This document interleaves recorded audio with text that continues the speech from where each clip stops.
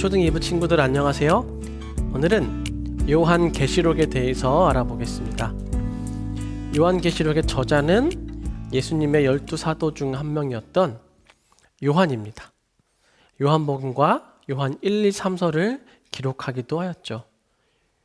요한이 요한계시록을 기록했던 시기는 대략 1세기 말쯤으로 전해지고 있습니다. 이때 교회들은 로마 황제에 의해서 극심한 박해를 받고 있었습니다. 요한도 마찬가지로 박해를 받아서요, 반모섬이라는 곳에 유배를 당하게 되었습니다. 이 반모섬에서 요한은 예수님께서 주시는 계시의 말씀을 받게 되었습니다. 그 말씀을 받아서 기록한 것이 바로 요한계시록입니다. 요한계시록의 장르는요, 1장 1절에서 말하고 있는 것처럼 예수님의 계시의 말씀이면서요, 또 동시에 1장 3절에서 말하는 것처럼 예언의 말씀이기도 합니다. 계시와 예언을 명확하게 구분하는 것은 어렵지만 그래도 그 각각의 의미를 한번 구분해 보자면요, 먼저 계시는요, 묵시라고도 할 수 있는데요, 감추어져 있던 것이 드러나는 것을 말합니다.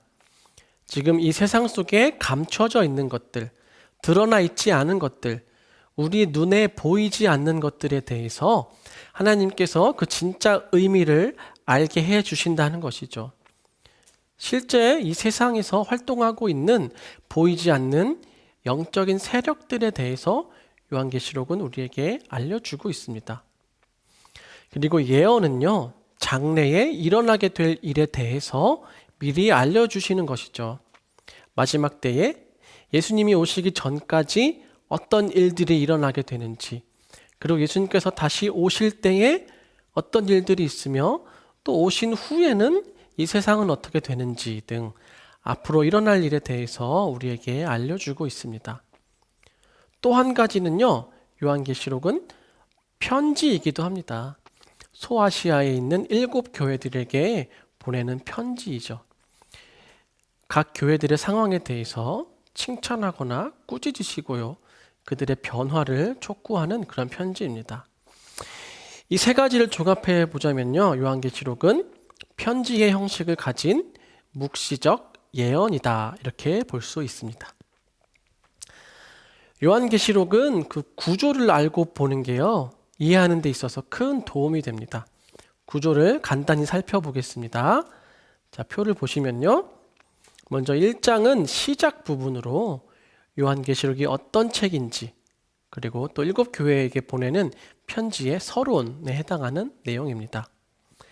그리고 2장에서 3장까지는요, 7 교회들에게 보내는 편지가 나오고요, 또 4장부터 7장까지는 7개의 인에 대한 내용, 8장에서 14장까지는 7개의 나팔, 그리고 15장에서 22장 5절까지는 7개의 대접에 관한 내용이 나옵니다.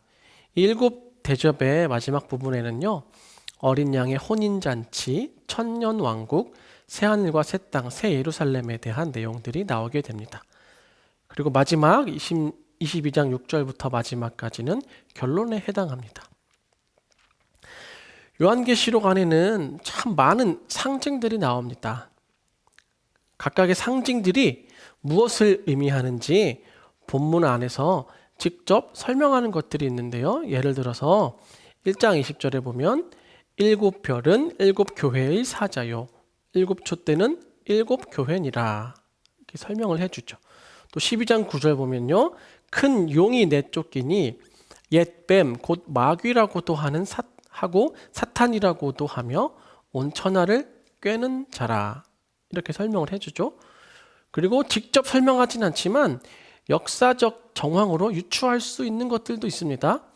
17장 9절에서 10절 보시면요, 지혜 있는 뜻이 여기 있으니 그 7 머리는 여자가 앉은 7 산이요, 또 7 왕이라 5은 망하였고 하나는 있고 다른 하나는 아직 이르지 아니하였으나 이르면 반드시 잠시 동안 머무르리라. 7 산과 7 왕은요, 로마의 지형과 역사를 보면요, 아, 이게 로마를 말하는 거구나 라고 추측할 수 있습니다. 그리고 바다에서 나오는 짐승들은요, 대부분 악한 제국을 상징한다고 볼 수 있고요. 그런데 어떤 상징들은요, 이게 무엇이다라고 정확하게 단정지어서 말하기 힘든 것들도 있습니다. 이처럼 우리가 요한계시록에 나오는 그 수많은 상징들을 빠짐없이 전부 다 이해하려고 하기보다는 전체를 보는 것이 필요합니다.